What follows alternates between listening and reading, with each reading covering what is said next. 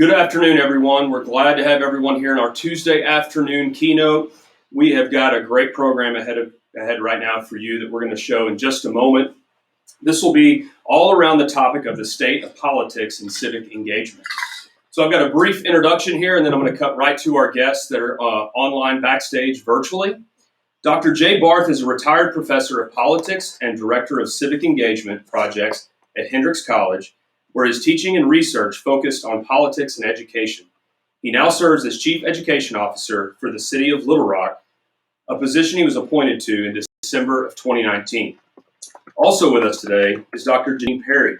She's a professor and director of the Arkansas Poll at the University of Arkansas in Fayetteville. Her teaching and research interests include state politics and policy, women, politics and policy, polling and public opinion, and elections and voter turnout. Without further ado, I want to welcome our guests on stage, and they've got a presentation for you and some live interactive polling, followed by Q&A this afternoon.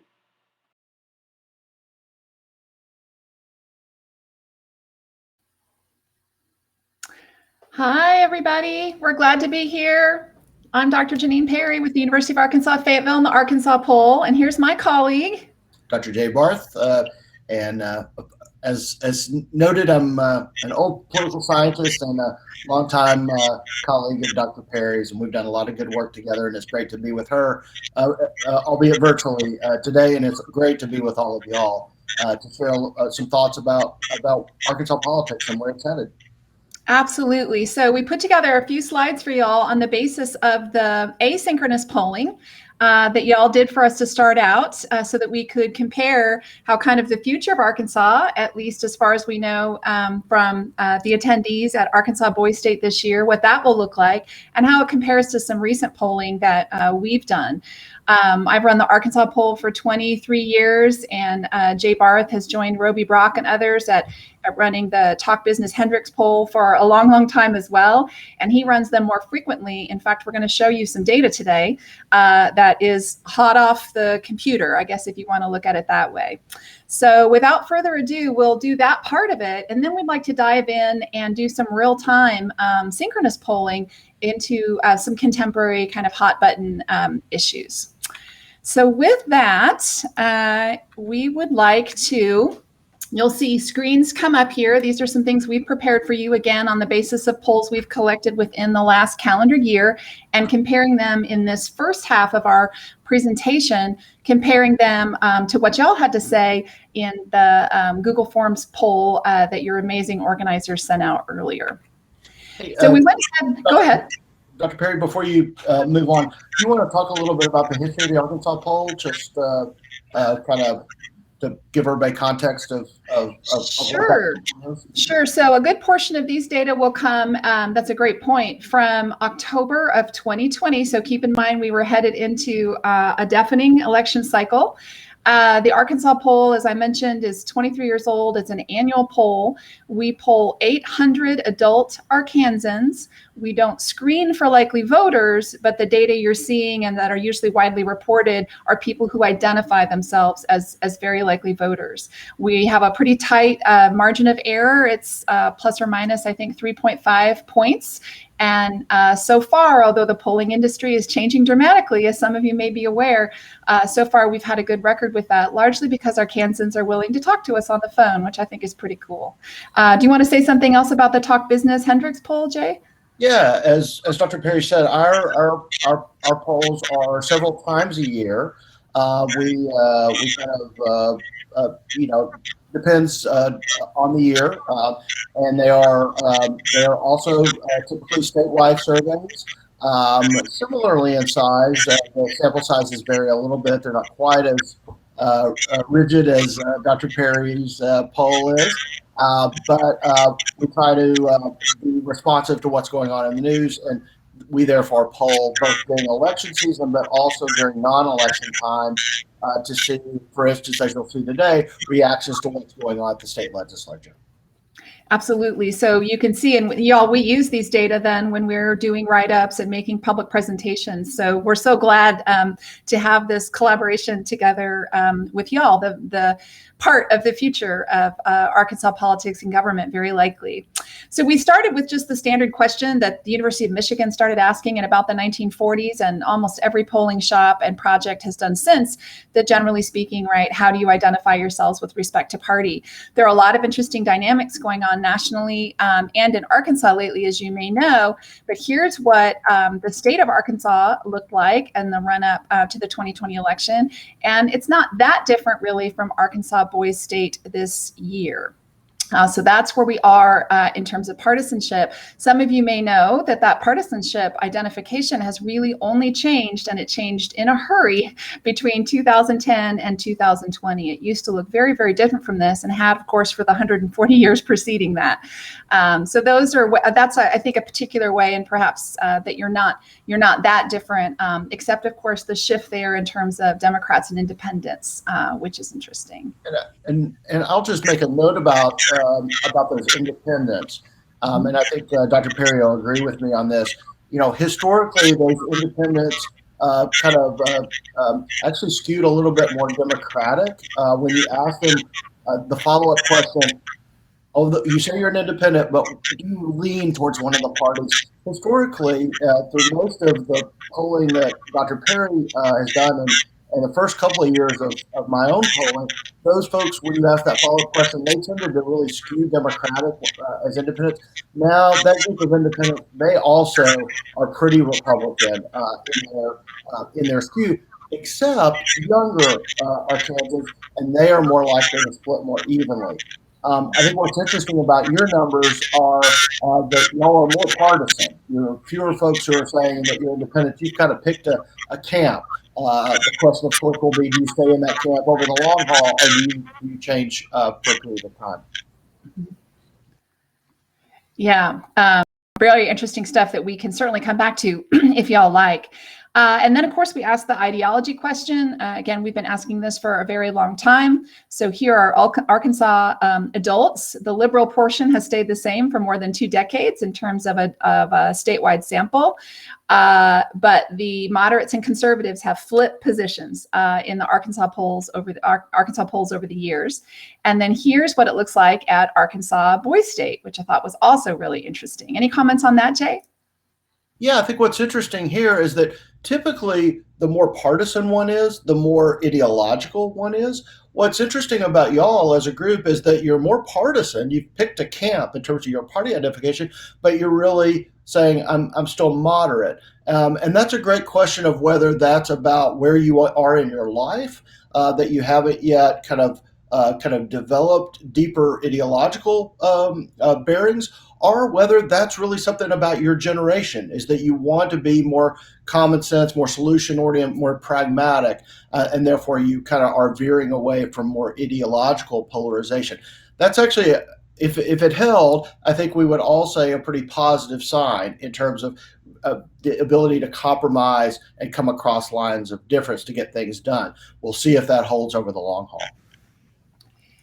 Yes. Then we did a series of approval. We do these every time of the high profile figures. And y'all don't look so different from what you might expect from the partisan patterns we've just seen, and then also from your overall party identification. So among Arkansas adults, again, headed into a very noisy and contentious election in the fall, you can see strong approval for then the incumbent president, and then somewhat less, right? I mean, that's a significant difference among y'all, although approval certainly higher ranked than disapproval. The differences are less marked, which I think is interesting once we get past the presidential level. And so here are some of the data that Dr. Barth just collected and is sharing with y'all for the first time. And so here's what we have for Arkansas adults with Joe Biden. I think they got out of the field just this week. And then for Arkansas Boys State, again, the pattern is similar, and yet the differences, right? The gap, there's a difference in the gap, which I think is quite fascinating. When it comes to the state, more lower profile types of folks, we see here overwhelming approval, and this has been true for almost every Arkansas governor since I've been doing this in 1999. And similar for Arkansas Boys State, right? Somewhat less pronounced, but certainly more people approving of the job Governor Hutchinson is doing than disapproving. And then for the senators, really, these tend to be in some ways lower profile, right? Even as they're part of the national scene, they're still connected and they're part of a legislative body, which tends to make them harder to get to know. So you have a significant portion of Arkansas adults saying they don't know. And then a much more significant, a much higher proportion of y'all saying that you don't know, and that's not at all out of character with what we know about these positions in particular. You'd find them much higher if we were looking at the U.S. representatives as well. And again, same thing with Tom Cotton. I would say, despite his significantly higher national and even international profile. So those are our approval patterns. Yeah, Jay. So back on Governor Hutchinson, one thing that we found in the survey that just came out of the field is that Governor Hutchinson's approval numbers seem to have dropped a bit from his historic high. He's still healthily above a majority who are approving of his performance, but he does seem to have kind of maybe feeling a little bit more of the pains of the pandemic. I think it's been a very obviously challenging year. During most of that year, his approval numbers have been very high, but there does seem to be that things have taken a hit. In fact, the numbers look a little bit more like your numbers on Governor Hutchinson than the 2020 numbers, a little bit more in terms of the approved, disapproved. The other thing that I would note on Senator Bozeman, who is up for re-election this year, for someone who has been in public life a good while, he is still just a mystery man to a lot of Arkansans. And I'm sure a lot of y'all probably could not pick him out of a lineup, which he would not be in. But he is that undercover, and it's really it's really striking just how long he has survived in public life in that way. He's also showing a little bit more damage in the poll that's about to come out from us, and I think some of that is because of how combative things are in Washington right now between the president and those in the Republican minority in the Senate.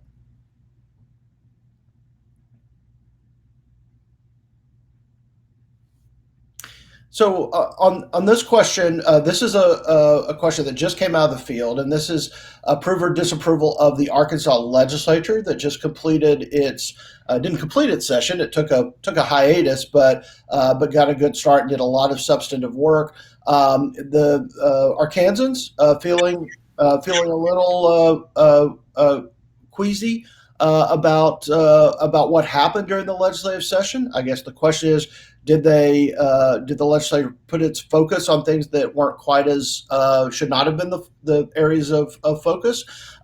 Y'all as a group much more approving of the legislature than the state as a whole, and so that's an interesting disconnect in our results. It is. And I'd like to come back to that too, if it interests y'all.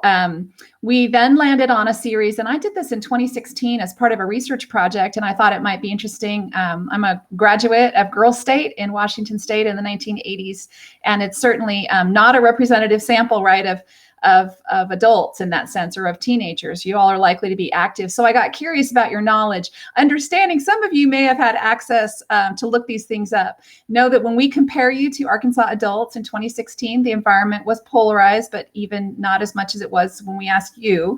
And also keep in mind that we were cold calling them on the phone with a multiple choice question. And so y'all performed pretty well, and it may be because you're not a random sample, but it might also be because of a different environment and access to tools. But boy, it looks promising here. Check this out. So in 2016, right, only about half of Arkansans could identify the Speaker of the House. And again, they had 4 options. So they had a 25% chance out of the gate. Here's y'all. So is that an environment thing, or did you look it up? You don't have to come clean about that. I just thought you might think it was really, really interesting. and or are you just not a representative sample, right? You're at a government civics / camp in the final weeks of a difficult year. And then we asked about the term of office for a U.S. senator. Here again are Arkansas adults with only about a third knowing the answer is 6 years. And here y'all are, right, with 3/4 knowing the answer is 6 years. And then in terms of responsibility for nominating judges, and of course, we've had an unusually rapid succession of nomination battles in recent years. About half of Arkansans knew that in 2016, and y'all far exceeded that percentage even as well. So I just thought that might be kind of a fun thing to get at. And then finally, Dr. Barth and I talked about, let's just get a gauge for how the present compares to the future. And we were looking at Arkansas adults, and this is pretty typical on the Arkansas poll, almost 8 in 10 feeling good about the direction of Arkansas right now. Y'all significantly less likely to say so. So we'd be interested in some feedback there as well. So what we'd like to do now is to take a deeper dive in real time into some of the contemporary issues, many of which were touched on in some ways in this most recent session or in sessions past. So if you will be ready, you're going to see some polling information up on your screen and ways for you to participate. And the first question we'd like to ask you in real time is about gun regulation. We've asked this question on and off, but mostly on for more than 2 decades on the Arkansas poll. In general, would you say you favor stricter gun control, less strict gun control, or should no change be made? So stricter, less strict, or no change. Let's see what we get from y'all, and we'll compare it to adult Arkansans.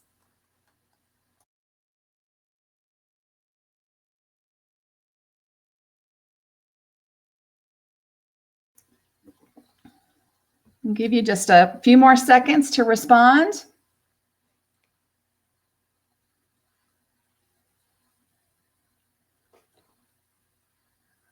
I have to say, it's mesmerizing to watch them go up and down. It's like reality TV, Jay. I know. I wish we could do this with our polls. I always wonder how much it going up and down influences, right, people and changing. All right, so let's just give it a couple more seconds, and then we're going to cut it off in 3, 2, 1. Excellent. So you could see that you all look quite different in many ways to what Arkansas adults have to say, with it look like a much stronger percentage of you arguing for stricter. Let's try another one. Abortion regulation, right? Very much on the agenda in pretty much every American state and nationally particularly in the last decade or so. So it's a similar question. Do you favor laws that would make it more difficult or easier to get an abortion, or should no change be made to existing laws? Let's run that one.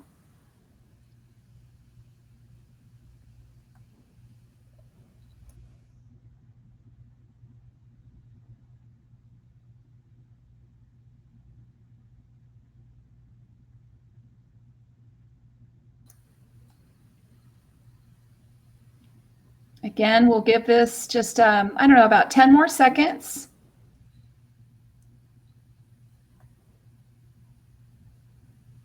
So far, fairly evenly divided. And then the no change picks up. That's interesting. Nope, it falls back. Now it's like a horse race. All right, let's cut that off in 3, 2, 1. Very interesting. In many ways, not unlike what we see. So it's less than half, right, of Arkansas adults saying more difficult, and then the no change and easier larger than that. But it looked to me like your no change and easier was flipped. You got to kind of ask yourself how much people know about existing abortion regulation.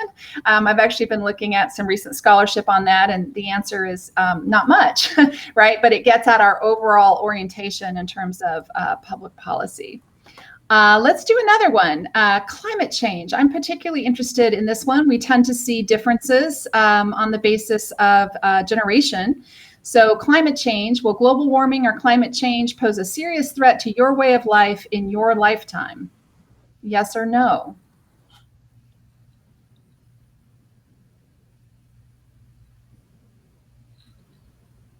We'll give it, I don't know, a good 20 seconds or so.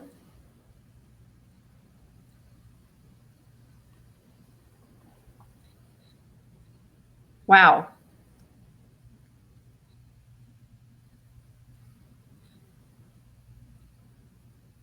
The raw totals help me know how many are coming. That's terrific. Thank you for adding those to the bar charts, tech people.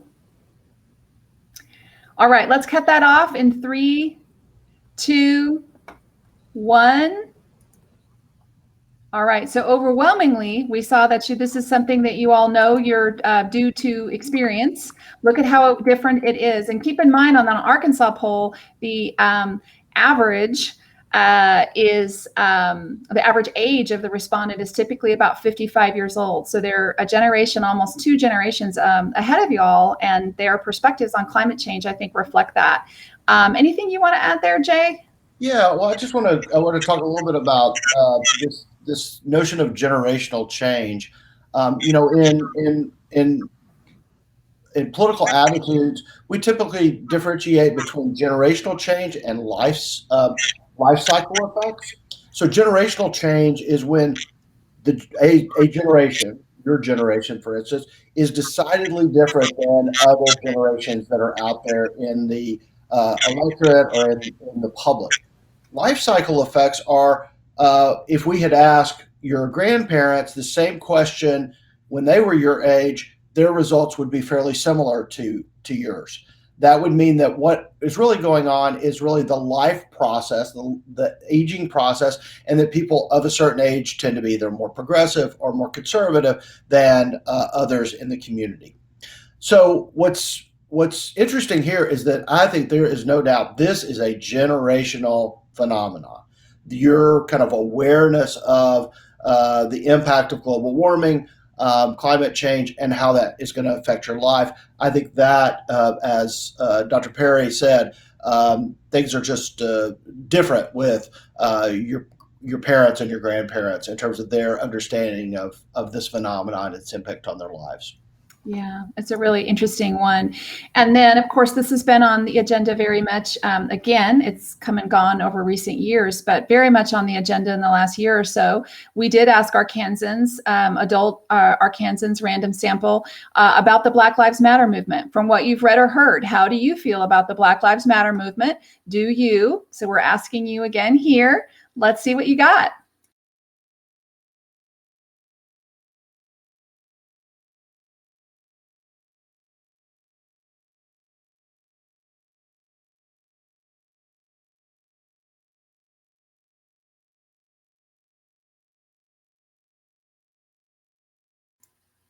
All right, let's just give it about 5 more seconds.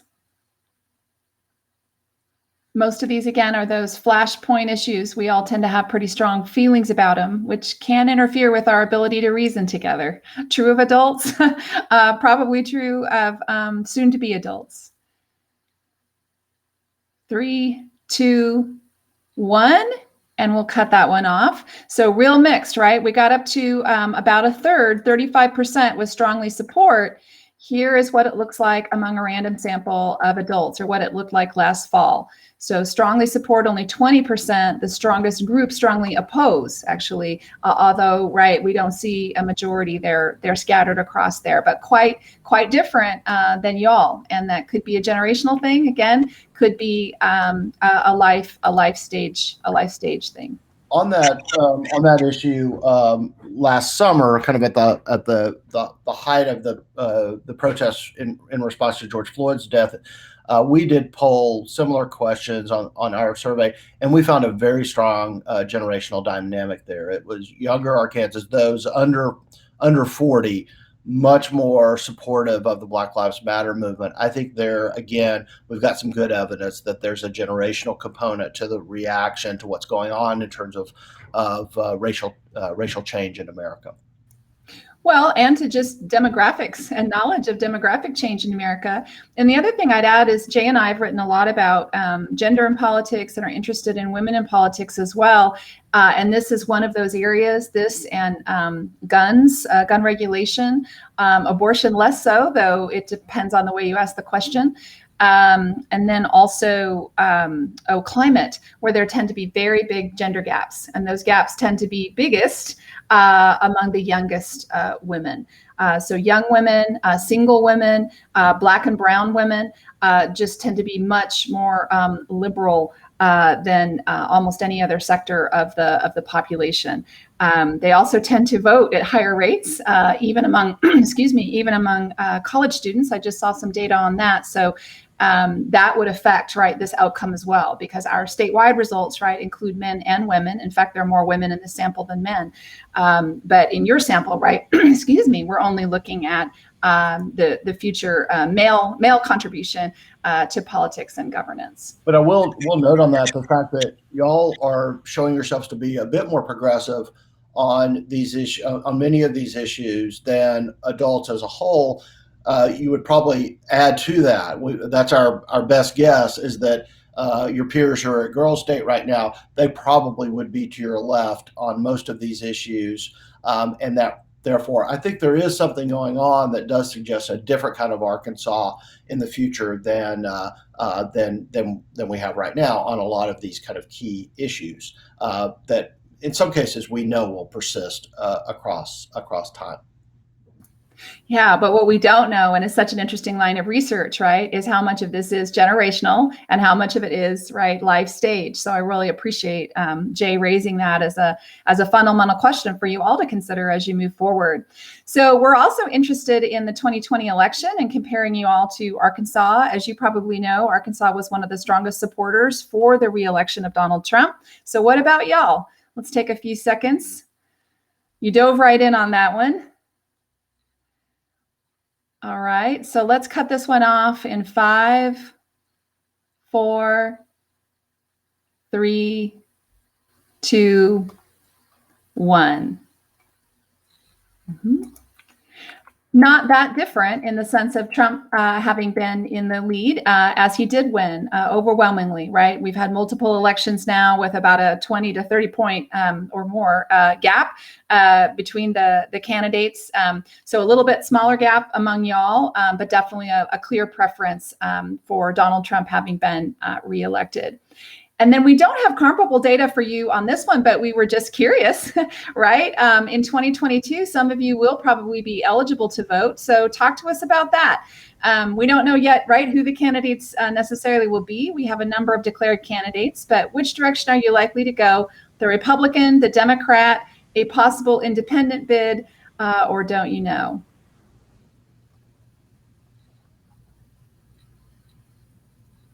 All right. And then we'll cut this one off in 3, 2, 1. All right. Not an unexpected finding, right? Given what we saw in terms of partisanship and some of those approval ratings, et cetera. So I think that's so interesting. What we'd like to do now is reverse it and we'll just throw the doors open on questions for us about polling, about Arkansas politics, about the content of some of these issues. We're available and we're curious to know what y'all are thinking about out there.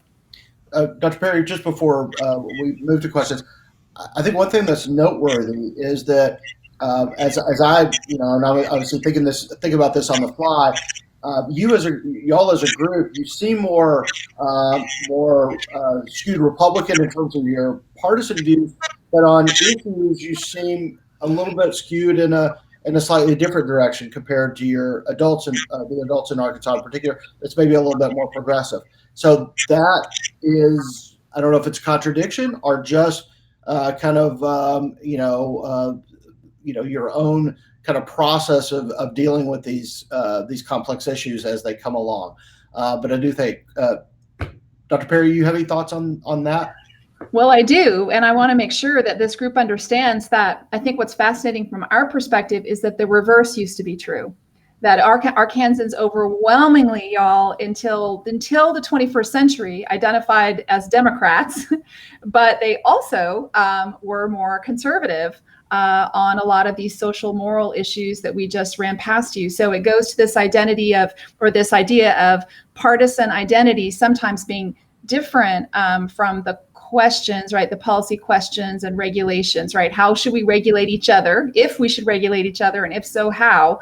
That those questions can be very different from partisanship, and I think kind of difficult for most people who don't do this full time to kind of try to decouple. So I think that's a really interesting transformation. I appreciate the observation.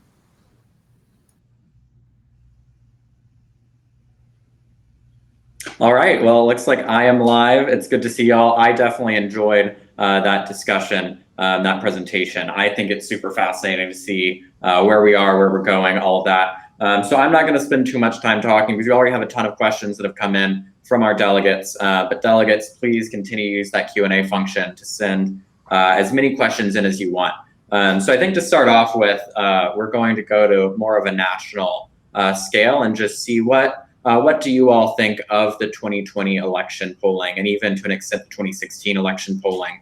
And then I think another delegate asked how you think partisan pollsters play a role in the polling atmosphere and our elections more broadly. Great. So I'll get us started, but this is something that that Dr. Perry and I have talked about a lot, both between ourselves, but then in other settings not different from this.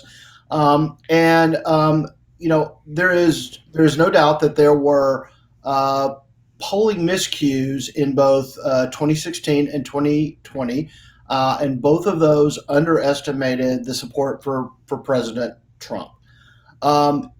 Interestingly, in 2018, a midterm election in the middle of those two, the polling was really good. It was actually quite exceptionally good in terms of its gauge of the electorate and picking up on the shift to a Democratic House of Representatives and Democratic gains nationally.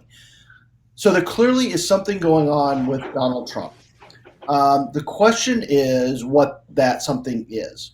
There are some signs that Democratic respondents are very eager to answer surveys, and Trump supporters are less eager to answer surveys, which of course ties back to, I think, some cynicism that has been promoted within the Republican ranks in the Trump era about the media and whether the media will indeed be objective. And so one way is to just opt out of interacting with that media. And obviously polling in most cases is these are media outlets or higher ed outlets, which also have not been celebrated during the Trump era. So I think there is some of that enthusiasm gap and cynicism gap that we see that shows up in terms of who the electorate that is sampled is, that there's a disconnect there. Janine, other thoughts on that front? Yeah, it's just been such an interesting thing to go through sort of the post-mortem that pollsters did, certainly in 2016 as well. I will just add that these were, especially in 2016, it was a really close election. And for the most part, polling was correct. It's just that people tend to remember, right, when rain wasn't predicted and then it rained. Most of the time polling has been, within a point or two. The outcome is quite exacting and the math works. And so we have far more successes than we have misses, but people only remember the misses. But the misses are interesting and they do seem to be getting more exaggerated. But what we don't know is how much of that has to do with the pandemic and its combination with the particular candidacy and presidency of Donald Trump, and how much of it is permanent. I can tell you that we've been mathing our way out of the problem of low response rates for a long time.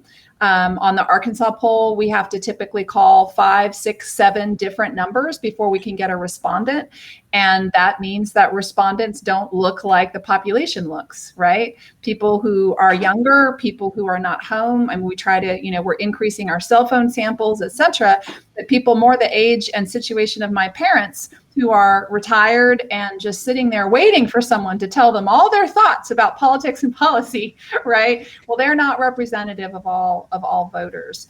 And that's been a problem. We've been sort of doing some math and weighting samples for a while, but those models are just kind of falling apart as the trust crumbles and as technology changes. The technology won't change as fast in Arkansas because we are a poorer, more rural population. So whatever other states try first, I think will be something that we can then pick up later. And we haven't had competitive elections here except for around between 2010, 2012, and 2014. We thought they were going to be competitive after all, and they really ended up not being competitive. So we're sort of lucky. There are all kinds of negative consequences of not having competition in elections, having these blowouts. But we're lucky as pollsters in the sense that we don't usually have to call a tight race. So I continue to be kind of grateful for that in a twisted way. What other questions do we have? So we're getting quite a few questions coming in about third-party candidates as well. So we've looked a lot at Republicans and Democrats. So a lot of our delegates want to know why you think it is that third-party candidates aren't as able to gain steam, why we don't see more of a prevalence of those across our elections. Great. So lots of I think different reasons here. I mean, as you may remember, from your civics classes, the fact that America practices in most cases a first past the poll election system where a candidate just has to whoever wins that election, even if it's a plurality, they win the whole shebang, and therefore the two parties that are around, have been around, they are just advantaged in terms of one of their candidates getting past the post first. And I think that's a key reason. We also have some real structural advantages when it comes to money in politics, as the two parties have tremendous advantages. And while money is not everything in politics, it's a lot in politics. And the fact that there's a real partisan advantage there. And then there are things related to ballot access. You have to be an established party in many cases to get a candidate on the ballot. If you aren't, you have to go through a long, convoluted process that itself takes months and thousands of dollars. And so all of those things really give a lot of advantages to existing parties. An example here is that, right now, as you saw from the numbers, the Democratic brand in Arkansas is really damaged goods. But the Democrats have to put up a candidate for governor if they are to remain an established party. They have to get 3% of the vote in a governor's race to stay around as a political party. Therefore, while it might be actually in the Democrats' interest to step back from this current gubernatorial cycle and let an independent who gets Democratic support run and really kind of dominate the middle and left, they can't do that because they would be ceding their situation as a party. So those are a variety of things that I think really guide us away from third parties. That said, I think we're seeing in y'all, some desire for some different choices. I think it was about 10 or 12%. Who said you might vote for a third party in the gubernatorial election. I think looking back to the 2020 election, a significant percentage of y'all said I would have voted for a third party. But a one-time vote is different from an established alternative. I would just add briefly that our math, our rules, right, using this first past the post system just makes third parties, it's almost impossible for them to have any staying power. So if you want something different, and I say this to the college freshmen all the time, you're actually going to have to play the long game and change us to more of a parliamentary, multi-party, proportional representation system. And that would just blow this whole thing up in terms of the likelihood that, other people have a chance. Otherwise, right, you're playing chess instead of checkers. So you gotta do that. But I will note that when third parties win, it's usually in gubernatorial races. So stay tuned. Great. So let's shift more to bipartisanship now and talking about bridging that gap. So a lot of our delegates have asked why we don't see more bipartisanship. I know typically bipartisanship polls very well among the electorate, but in practice, we don't necessarily see that happening in our legislatures. So if we could talk about maybe why there's that disconnect there between the polling and practice. And then another one of our delegates has brought up the idea of a potential coalition party almost between centrist Democrats and maybe more liberal Republicans. So we'd love to hear your thoughts on if that could be some sort of bridge to bipartisanship as well. Yeah, great questions there. I think that you're right. I mean, everybody everybody loves bipartisanship, everybody loves compromise, but then folks don't actually want to do it when push comes to shove. That said, I think there are some things about the structures of voting that could be changed in a way that would really promote moderation and compromise. I think the fact that we elect our a key election on the path to ultimately serving in office is getting through a primary election is a really big deal, because primary electorates are much more either liberal among Democrats or conservative among Republicans, and that means that a candidate really has to run to the corner to get their primary voters, and therefore it does not lead to the kind of personalities as well as the kind of worldviews that are natural compromisers. And indeed, they've locked themselves into positions that make it difficult for them to compromise once they win, and they indeed may be punished for their compromise back the next time they come to a primary election. So a move towards a system such as putting all the candidates on the same ballot and then ranked choice voting for those candidates, that would lead to some compromise. Indeed, in some of the states where we see some of the kind of great moderates in public life right now, folks like Lisa Murkowski in Alaska, Susan Collins, Angus King in Maine, they are in states where there is a very different kind of voting system rather than the primary focused system. And so that is one reform we can make that could make a difference towards achieving that. I think what would for many people be an ideal of more moderation, less combativeness, and getting things done pragmatically for folks. And I would just add, this is happening all over the country as we engage in this, sort of great sort where blue states are bright blue and red states are bright red, and it's all just sort of spiraling. We're spiraling apart from each other.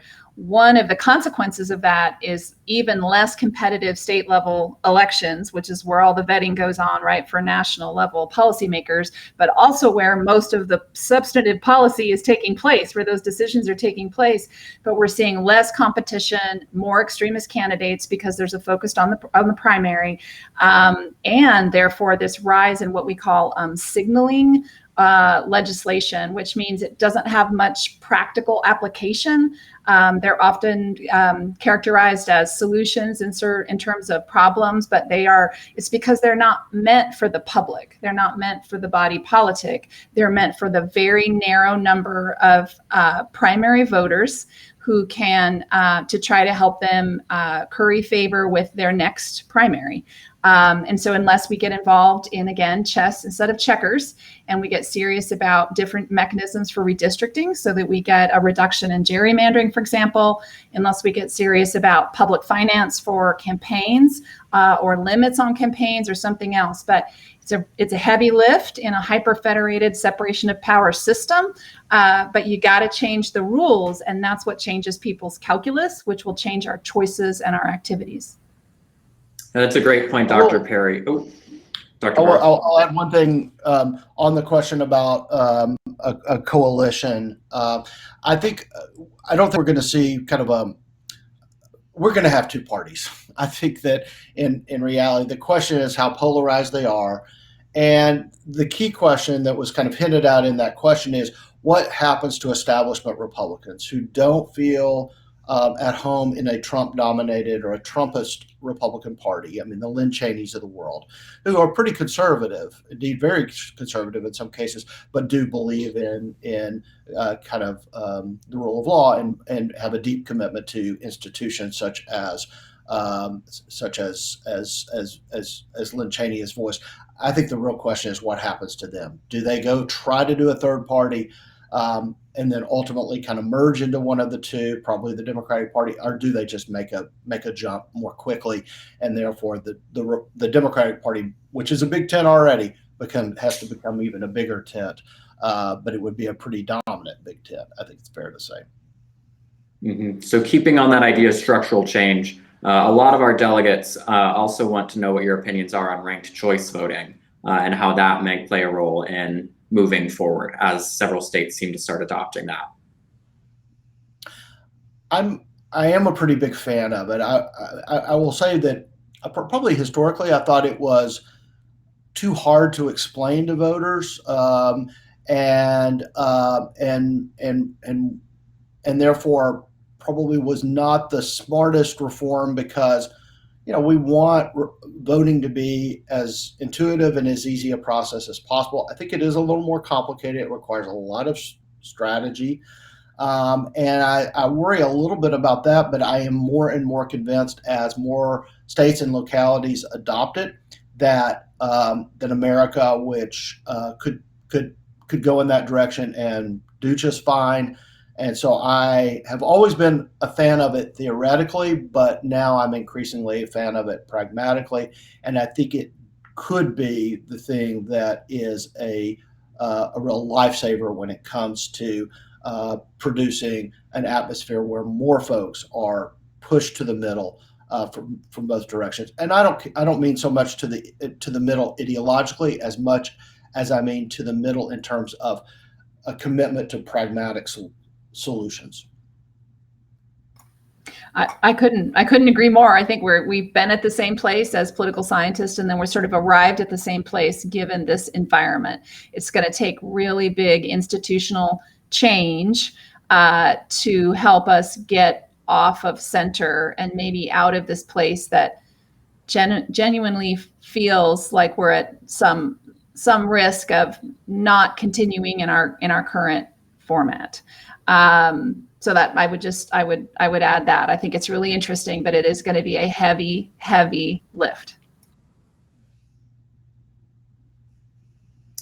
Great. So I think we're going to shift now more toward the structure of these polls themselves, what they can be utilized for, and how that process works. So one question that I personally think is very interesting comes from Jackson McAfee, who asks, are you able to analyze how influential a parent is on their child's political opinion through these polls? What can you gather from that? Jackson noted that it was interesting that there were more Boise State Democrats than adult Democrats, but Boise State Republicans and adult Republicans were more equal in total representation. Yeah, super interesting question. There's been a lot of research over the years of kind of the degree to which parents are socializers of young people. And historically, there is no doubt. You look at 2 or 3 generations ago, it was a pretty powerful, parents really did hand down their party identification, just like they handed down their allegiance to a pro baseball team. I mean, it was that kind of socialization that was very powerful. We know now that you are getting information from a lot of different sources. Yes, you are unquestionably influenced by your parents, especially in the earliest years. You're spending a lot of time with them. You're probably not talking to them about politics as much as would have been the case, a few generations ago, where folks were sitting down to dinner in a very kind of organized fashion more nights. You're getting information from your peers, from media, from social media, from a lot of other places. So you're probably a little more malleable than was the case previously. But there's some really good research of that there's certainly a correlation, but it's not a perfect correlation. And when there are these magic moments where there is a big generational shift, that's the time where that's kind of under the most pressure. And we saw some of that in the 1960s, where we saw, what was described as a generational divide, generation gap. The question is, are we there again? Or is this just, there's a lot of noise and folks are being affected by a lot of different things, including their parents. I really like that, and I would just add that that's what we don't know, right? Just when we think we get a relationship in politics and social science nailed down, humans invent some new way to interact, and then the old rules, right, become iffy again. So we know, for example, that people were most likely to be strongly socialized in the same direction as their parents, often particularly their same-sex parent. Particularly when they lived in small homogenous communities, which were really like an extension of their families, and there's often like a religious component. And we know that in Arkansas, that tremendous degree of homogeneity for most residents has been a defining feature of Arkansas, even compared to a lot of other southern states and rural states for a long time. But social media is changing that and makes it more like, in some ways, while we all specialize in our social media consumption, we still sometimes can't help but be exposed to, almost like we live in big cities, and not just New York City or San Francisco, but even world cities. So our influences, right, are changing. Some of them are exaggerated, right, already common talking groups and networks, but some of them inevitably, and just think about like mainstream media and movies and film and podcasts and other things that our friends are consuming, actually expand our horizons and give us more exposure to people who aren't exactly like us. That overall tends to have a liberalizing effect. So I'm real curious to see where y'all land. Yeah. So staying on that same trend, yesterday we had Will Bond come and speak, and he talked quite a bit about the need for education reform in Arkansas, more adequate funding, things along those lines. And one of our delegates has also asked about the widening partisan and ideological gap between college graduates and non-college graduates. So I'd love to hear you talk a little bit more about sort of both Arkansas's quest for more adequate funding for our education systems and how that might in the future play a role in our partisan makeup and ideological makeup. Super great question. Before 2016,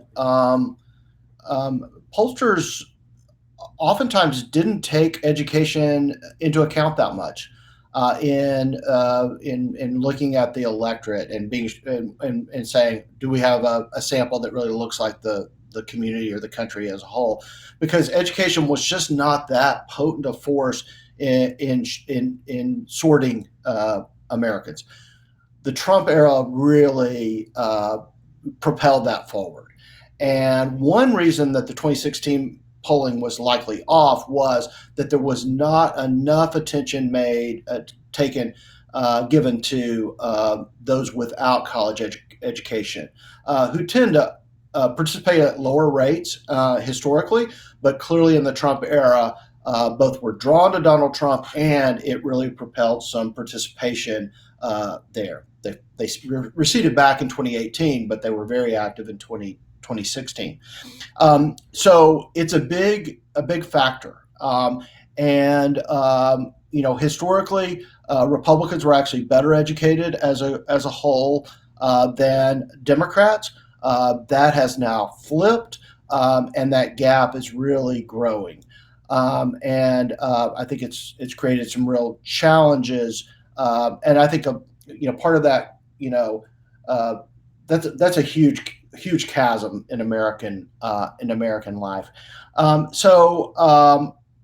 come back. I'm gonna let Janine take a stab at that part, and then we can come back and talk about kind of education reform in just a minute. But any other thoughts on kind of the partisan effects of education as a factor? Yeah, I think that's all really valuable. I'll just say that we know traditionally, again, from the decades before, that education was, and school, environment, teachers, and peer group, right? All those things together, education, even before college, was as important and sometimes more important than family in terms of how people were socialized. So you're absolutely right to be interested in that question. We also know that with some of the kinds of education reforms that are happening, just like with the way we're suburbanizing and we're again engaged in a big sort in terms of who lives in the suburbs and who lives in the urban core and who lives in the rural areas, schools are more segregated today by race, ethnicity, and socioeconomic status than they were in the 1950s. And of course, this is something that Dr. Barth is working on, right, with the Little Rock schools. So all of that is going to have consequences if we're not exposed to people who aren't exactly like us. Because right now, more than in any time, right, in 100 years, we aren't exposed to people who are exactly like us, most of us. And then the last thing I want to say about college education was a report I heard on National Public Radio, I think over the weekend, that I thought was fascinating and speaks to the significance of a college education in particular. These researchers found that the number one predictor, even controlling for everything except sex or gender, I didn't hear them comment on that, controlling for race and ethnicity, income, all of these other kind of major categories, the best predictor of people who wore masks versus people who didn't people who were getting the COVID vaccine versus people who weren't, was college education or not. So a college educated Black Arkansan on these issues is going to look a lot like, almost exactly like, a college educated white Arkansan, and then vice versa. And I thought that was absolutely fascinating in terms of just one signal about how pivotal that particular development is for our politics. Yeah, education is crucially important in terms of shaping worldview. Just no doubt about that. I do think, and I think Dr. Perry hinted at it. I think we throughout your entire life, you have come of age in an era where there is a real focus on educational choice and individual families really choosing their own education for their children.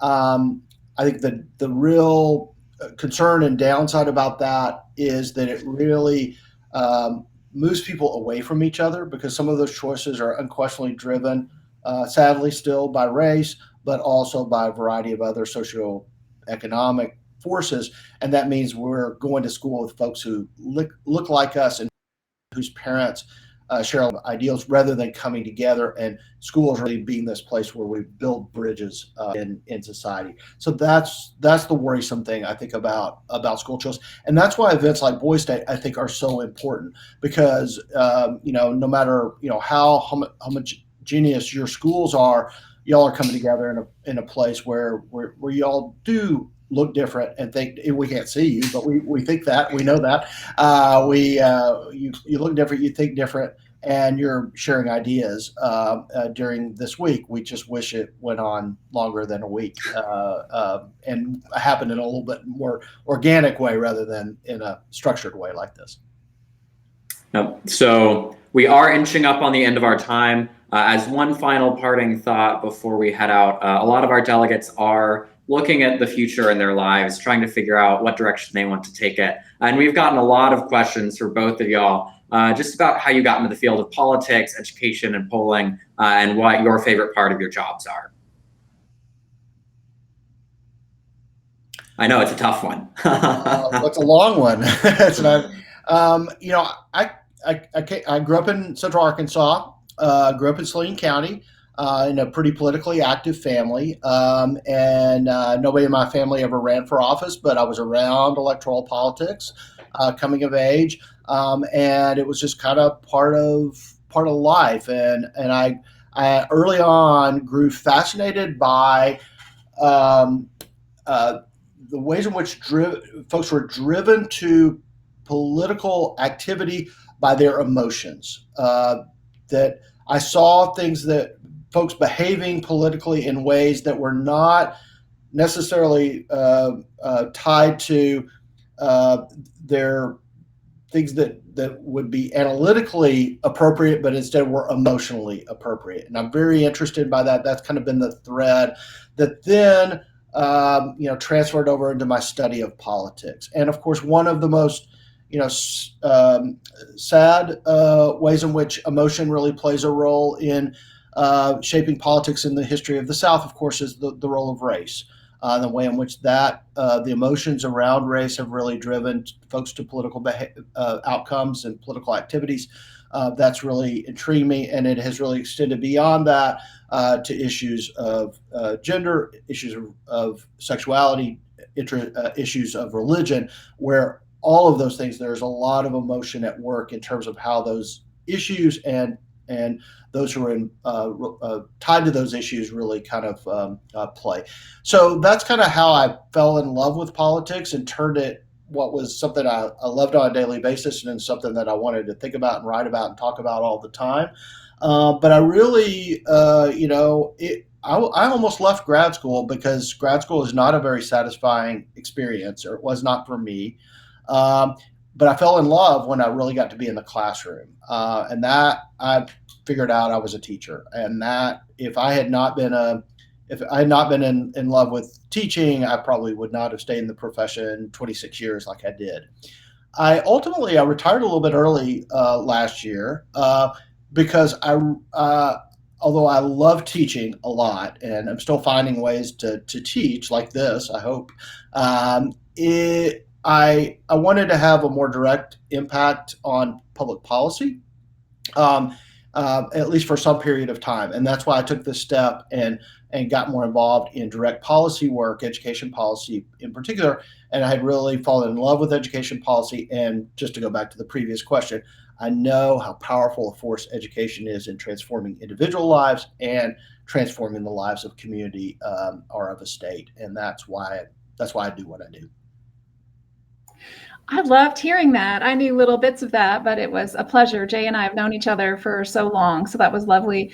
I love the question. I'll just add that I was a journalism major. I'm from Spokane, Washington, and I was getting a degree at Western Washington University. And I had an American national government professor who said, "What's your major? Why aren't you a political science major?" I'd written a proposal about the national gasoline tax that I got worried it was wrong. And it turned out he went, "Nobody does this." So then I fell in love with Congressional Quarterly Weekly Report. And mostly I just, I like praise. So these professors reached out to me, all males in my department. It's very rare still, actually, to have female political science professors, and said, "You should go to graduate school and become a professor." And I didn't know what that was. My parents are teachers. They're public school teachers. My mom later became a homemaker. So they coached me through that process and introduced me to a lifestyle of learning and reading and talking with others about these things that interest you. And it's just been remarkable. My interests have changed a lot over the years, but like Jay, probably to the surprise of no one, given that we were enthusiastic invitees to this opportunity, I love to teach. And frankly, teaching American national government, I think now, is clearly the most important thing I do at the University of Arkansas, or that I would do at any other school. It's an absolute pleasure to try to welcome people to the Republic before they become accountants. So I hope that whoever you take that with, that you all will consider that, and I hope you find a really good experience out there. Thank you so much for having us. Yes, Dr. Perry, Dr. Barth, thank you so much for staying here. I think I speak for the entire delegation when I say how enjoyable and informative this whole experience was. So it was an honor to have you, and we would love to have both of you back to our program anytime in the future, whenever you would like. So again, thank you so much. Delegates, if you want to stay on this stream, we are going to shift soon to our afternoon announcements and flag retreat. So we'll take a quick break and then be right back right here.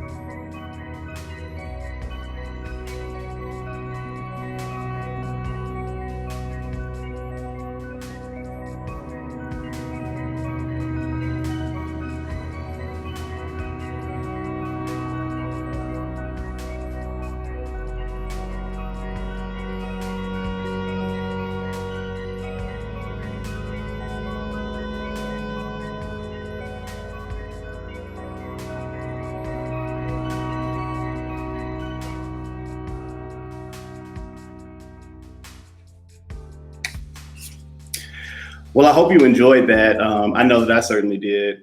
Right now, we are going to go to our flag retreat. As customary, we would like to stand for our flag retreat. So please make sure that you stand in honor of our flag.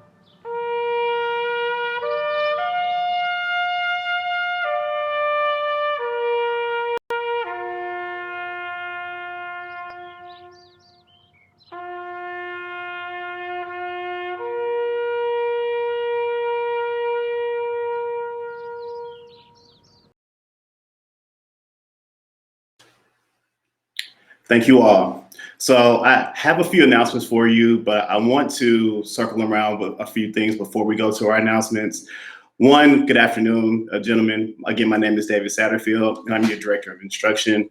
And I've been enjoying seeing each and every one of you during your elections and how seriously that you've been taking your elections. I know you're going to have more and more elections as the days come. I'm going to keep encouraging you to keep putting money into that Boys State piggy bank. And I hope that you're going to get a return on your investment. I know actually that you're going to get a return on your investment. And the second thing I want to say is, if you're having a good time at Arkansas Boys State virtually, you feel like the brotherhood and things that are going on with civics, government, and politics, and you want to, think that you can make a difference. We have a lot of positions here at Arkansas Boys State that we need help with. So if you are interested in civics and politics and government and communicating that like your counselors are doing it to you, then we need you. We have a beautiful production staff here. We have social media and media content and office staff as well. So if you organize, if you have special skills in film or in production, things of that nature, we want you to come and join our team as well. So how you can get in contact or find out more about that, ask your junior and senior counselors how you can get involved with Arkansas Boys State. We would love to have you with us in this journey. So I do have a couple of announcements. The first thing is with our chat decorum. We love the interaction that we've been seeing in the chats, especially before our General Assembly speakers are on stage. But when the speakers start and the presentations start, we need to ask questions within the chat that are germane to what the speakers are talking about. So let's be respectful to that, and let's go by that policy. The second thing I want to talk to you about is that if you are a party platform delegate and you are elected as a party platform delegate, please, there's a 2:30 meeting. It's in your Socio app.